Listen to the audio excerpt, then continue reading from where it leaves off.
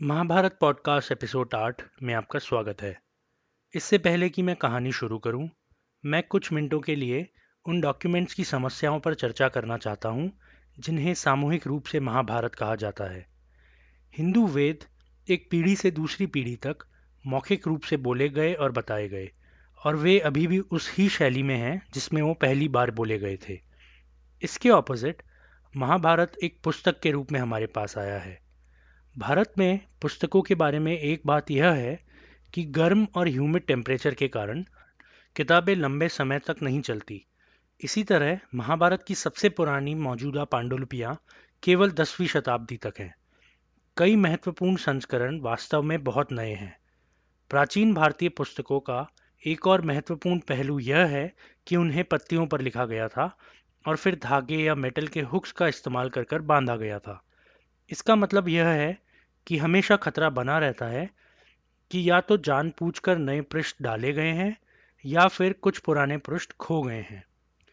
इस तरह से महाभारत को हजारों वर्षों तक जीवित रखने के लिए इसे लगातार नकल कर कर नई किताबों में लिखा गया। एज अ रिजल्ट महाभारत एक तरह से जेनेटिक्स के इवोल्यूशन की तरह है। एक स्पीशीज में जिस तरह से जेनेटिक्स के चेंजेस आते हैं, उसी तरह महाभारत के डिफरेंट वर्जन्स में भी थोड़े थोड़े चेंजेस हैं। लेकिन अगर आप इन सभी वर्जन्स को एक साथ रखेंगे तो आपको इन सभी में काफ़ी समानताएं मिलेंगी। डिफरेंट वर्जन्स के बीच के कुछ अंतर कैरेक्टर्स और कहानी की हमारी समझ के लिए काफ़ी महत्वपूर्ण हैं। इस प्रकार जब मैंने कहा कि पुस्तक यह नहीं बताती है कि शांतनु के पास भीष्म को वरदान देने की शक्ति कहाँ से आई, तो मुझे पूरी तरह यकीन नहीं हो सकता कि मैं इस बारे में सही हूँ।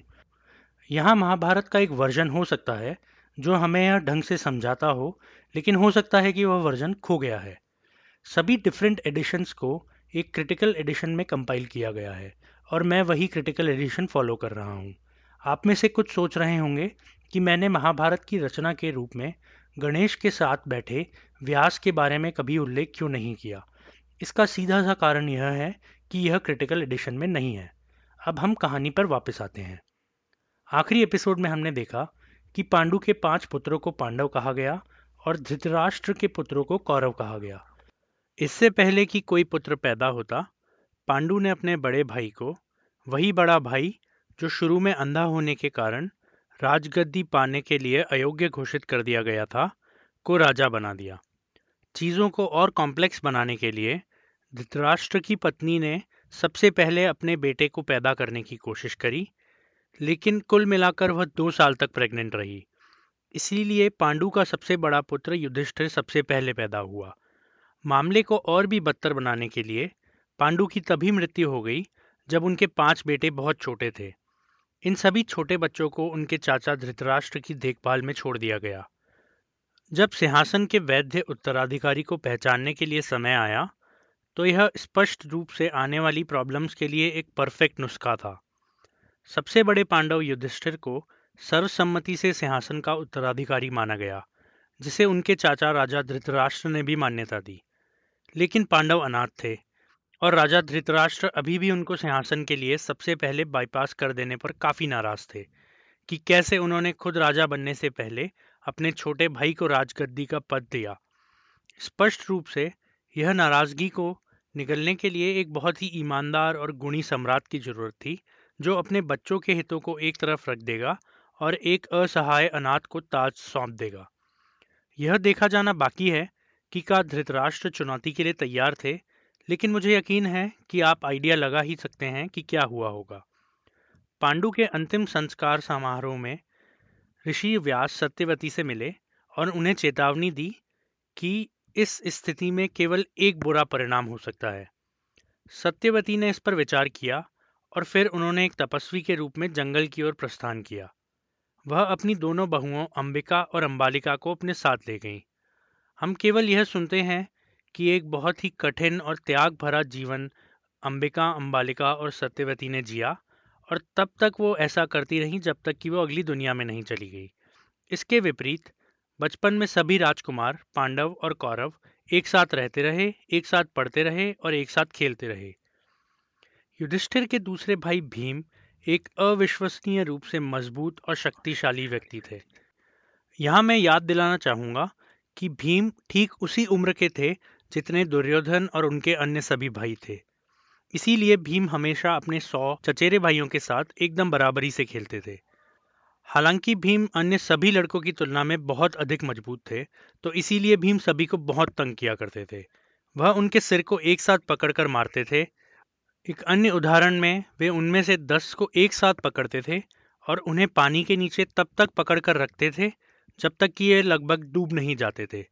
यहाँ मैं कहना चाहूँगा कि भीम ने इन चीज़ों को द्वेष से नहीं, बल्कि इसलिए किया क्योंकि वह सिर्फ एक बच्चे थे। दुर्योधन हालांकि बहुत ही जेलसी रखते थे और वो खेल में भीम की श्रेष्ठता और उनकी बदमाशी पर बहुत नाराजगी जताते थे। यह सोचकर कि अगर वह केवल भीम को रास्ते से हटा सकें तो बचे हुए बाकी चारों पांडव भाइयों को आसानी से काबू में कर सकते हैं, दुर्योधन ने भीम को निष्क्रिय करने के लिए बहुत से विभिन्न तरीकों की कोशिश करी। एक बार दुर्योधन ने भीम को बांधकर उन्हें डूबने के लिए नदी में फेंक दिया, लेकिन भीम आसानी से अपने बंधन तोड़कर बाहर आ गए। दूसरी बार दुर्योधन ने बाकी सभी कौरवों की मदद से एक जहरीला कोबरा सांप को पकड़कर सोते हुए भीम पर छोड़ दिया।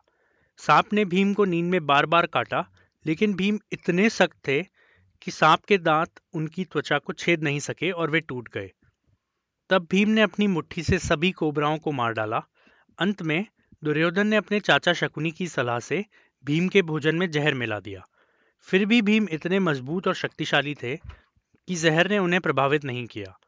पांडवों को उनके चचेरे भाई द्वारा किए गए इन प्रयासों के बारे में सब कुछ पता था, लेकिन उनमें से कोई भी इतना सुरक्षित महसूस नहीं करता था कि दुर्योधन, उनके पिता और उनके चाचा शकुनी के साथ खुला टकराव करने की हिम्मत करता। इसीलिए अनाथ पांडवों ने इन सभी हमलों को सहन किया। लेकिन जहर खिलाने की कोशिश को महज एक बचकानी हरकत नहीं माना जा सकता, क्योंकि इसमें कौरवों ने संगठित होकर अच्छे से सोच समझकर काम किया था। इस बार राजा धृतराष्ट्र ने फैसला किया कि यह सही समय था जब इन लड़कों को एक गुरु के द्वारा अनुशासित किया जाए। 2 गुरु इन लड़कों के लिए ढूंढे गए। दोनों ब्राह्मण थे और दोनों की अजीब तरह की उत्पत्ति थी। कृपा या कृपाचार्य नाम के पहले शिक्षक को शांतनु ने जंगल में एक अनाथ के रूप में पाया था। बाद में उन्हें पता चला कि कृपाचार्य के पिता गौतम नाम के एक शक्तिशाली ब्राह्मण थे। गौतम ने हथियारों की कला को कुछ इस तरह से आगे बढ़ाया था कि देवता तक उनसे घबरा गए थे। देवताओं ने गौतम को भगाने के लिए एक अप्सरा को नीचे धरती पर भेजा था। यह अप्सरा गौतम के सामने स्नान करती हुई प्रकट हुई थी और गौतम उनकी सुंदरता को देखकर दंग रह गए थे। गौतम ने अपने सभी हथियार गिरा दिए, लेकिन फिर भी वो पूरी तरह से स्थिर खड़े रहे। अप्सरा को देखते ही देखते गौतम के बीज नीचे गिर गए। उन बीजों की शक्ति इतनी महान थी कि ये 2 बीज 2 शुक्राणुओं में बदल गए, एक लड़का और एक लड़की। लड़के कृपाचार्य को उसके पिता द्वारा सभी सैन्य कलाओं में प्रशिक्षित किया गया। शांतनु जब जंगल से गुजर रहे थे तो उन्होंने तुरंत महान ब्राह्मण कृपाचार्य को पहचान लिया और उन्हें पांडवों और कौरवों दोनों को धनुर्विद्या की कला में महारत करने का जिम्मा दिया। दूसरा गुरु वास्तव में खुद कौरवों और पांडवों द्वारा खोजा गया था जब वो खेल रहे थे। सभी लड़कर मिलके गेंद फेंकने का खेल खेल रहे थे कि तभी गेंद कुएं में गिर गई। लड़कों ने कुएं में नीचे देखा, लेकिन वो गेंद को बाहर निकालने का कोई तरीका नहीं निकाल सके। उसी पल द्रोण पास से गुजर रहे थे। पहले तो उन्होंने समस्या को हल करने में असमर्थता जताते हुए लड़कों का मजाक उड़ाया और फिर उनके लिए एक प्रदर्शन किया। उन्होंने अपने धनुष की जादुई शक्ति को कुछ लकड़ी की सीखों में डाल दिया और फिर एक सीख को कुएं में फेंक दिया, जो जाके सीधी गेंद पर लगी। इसके बाद द्रोण ने एक दूसरी सीख ली, जिसको उन्होंने पहली सीख में फंसा दिया। फिर उन्होंने तीसरी सीख ली और चौथी, और इस तरीके से उन्होंने गेंद को कुएं से बाहर निकाल लिया। लड़के बहुत ही आश्चर्यचकित हुए और उन्होंने इस ब्राह्मण द्रोण के बारे में भीष्म को सूचित किया। तब भीष्म ने तुरंत द्रोण को लड़कों का गुरु बना दिया। द्रोणाचार्य को कभी कभी कृपा से अलग करना मुश्किल होता है, क्योंकि दोनों ही ब्राह्मण हैं और दोनों ही हथियारों में कुशल हैं। दोनों को राजकुमारों का गुरु माना जाता है और दोनों केवल एक पिता से पैदा हुए थे। द्रोण के मामले में उनके पिता का नाम भारद्वाज था। वह भी वेदों और हथियारों के स्वामी थे और उन्हें भी अप्सरा ने प्रलोभन दिया था। ऐसा लगता है कि देवता योद्धा ब्राह्मणों से काफी घबराते हैं।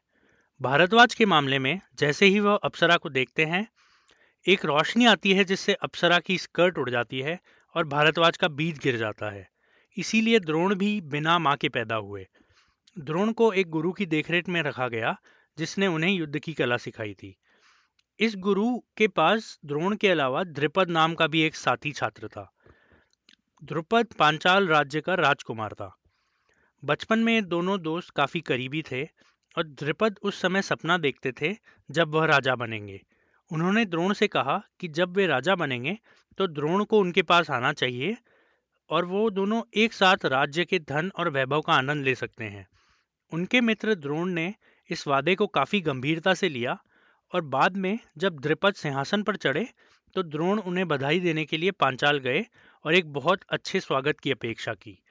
जब वे पांचाल पहुंचे तो द्रुपद ने उन्हें यह कहते हुए डांट दिया कि द्रोण उनके कुछ भी नहीं है और उनकी हैसियत के बराबर नहीं है और इसीलिए वे उनके मित्र नहीं माने जा सकते। इस प्रकार पांचाल के राजा के द्वारा बुरी तरह से डांटे जाने के बाद और बेइज्जत किए जाने के बाद द्रोण ने हस्तिनापुर के लिए प्रस्थान किया। हस्तिनापुर में भीष्म ने द्रोण की हथियार और युद्ध कला की प्रतिभा को तुरंत पहचान लिया और उन्हें युवा राजकुमारों के प्रशिक्षण का काम दिया। द्रोण बुरी तरह से द्रुपद की बेइज्जती का बदला चाहते थे, इसीलिए उन्होंने अपने छात्रों से उन्हें वादा करने के लिए कहा कि वे उनसे बदला लेने में मदद करेंगे। यहाँ पर कौरव राजकुमारों ने थोड़ी सी आनाकानी जरूर करी, लेकिन अर्जुन को यह बिल्कुल भी पता नहीं था कि वो क्या करना चाह रहे हैं, लेकिन फिर भी उन्होंने अपने शिक्षक की मदद करने के लिए खुद को इस वचन से बांध दिया।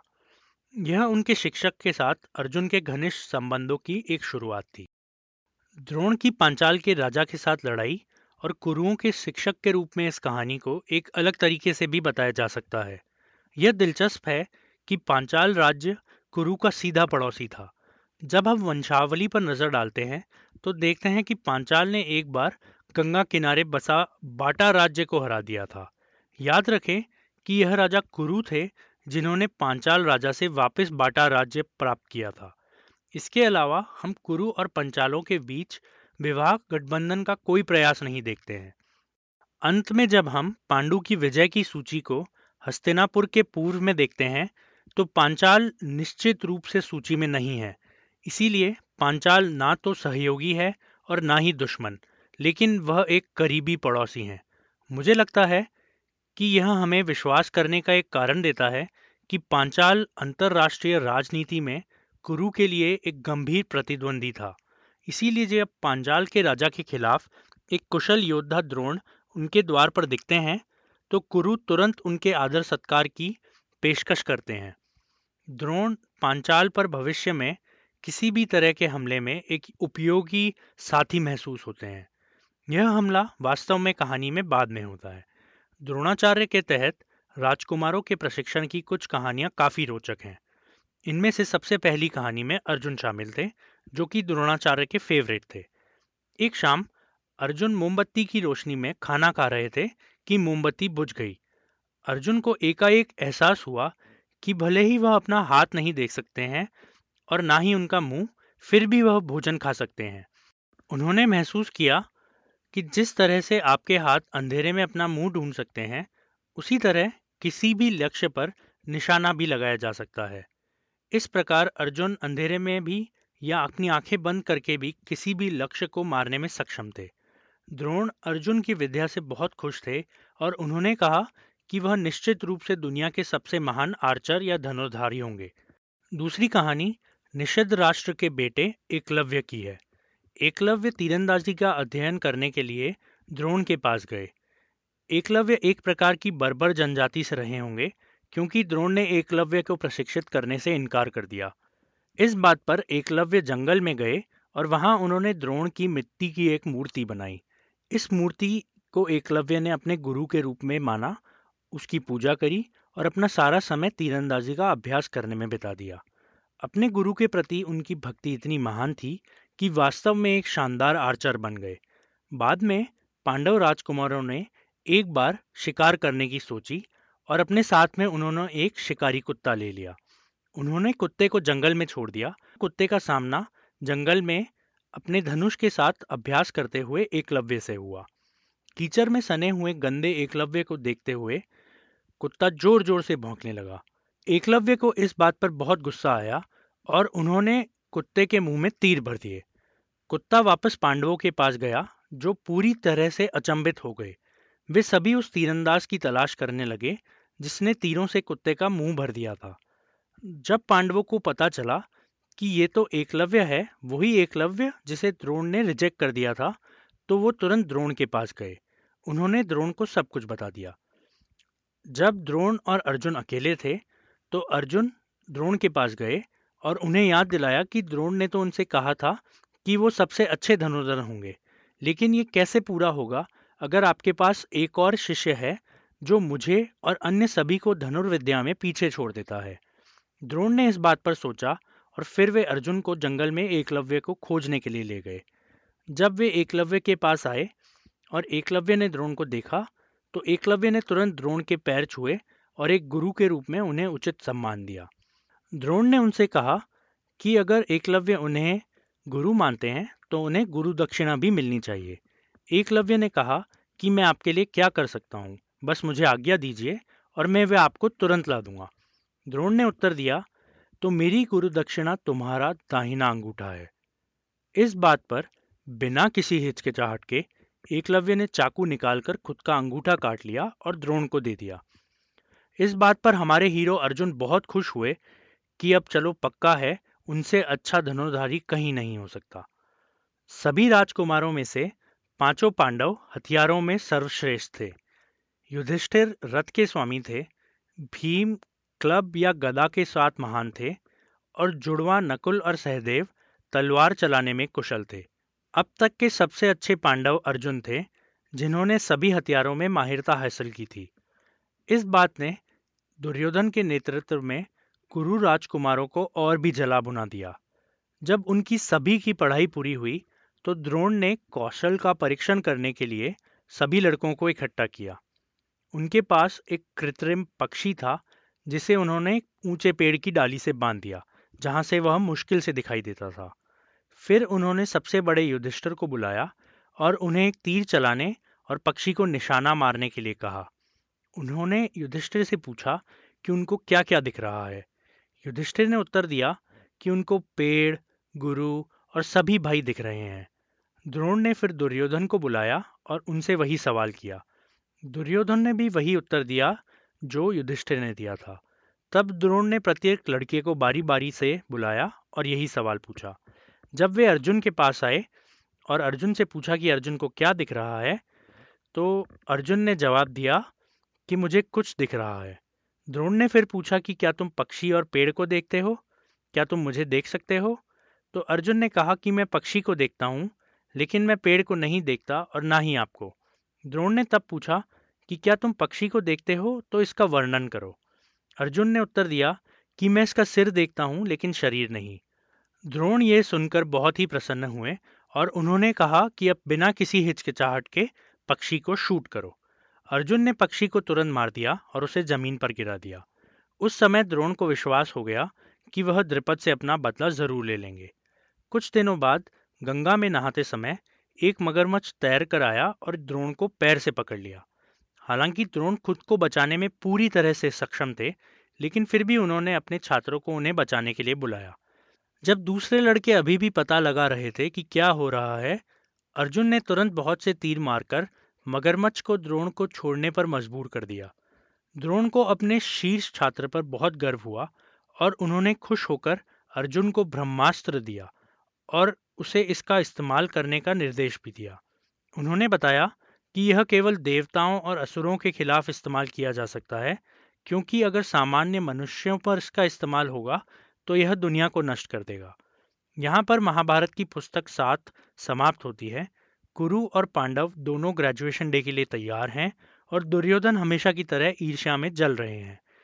द्रोण के पास पांचाल के राजा अपने पूर्व मित्र द्रुपद से बदला लेने की बहुत बड़ी योजना है।